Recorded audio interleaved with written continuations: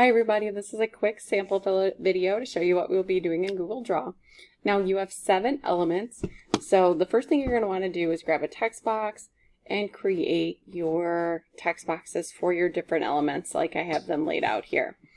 From there you're going to go around and visually show me what each one of those elements means. So line, you're probably going to grab some of these line segments and notice there's a bunch of different types. We can scribble, we can use curved lines and regular lines. Okay, and you're going to want to put some of those down. Next will be your shape, and you're going to illustrate what you've learned in your research about shape and put some shapes in.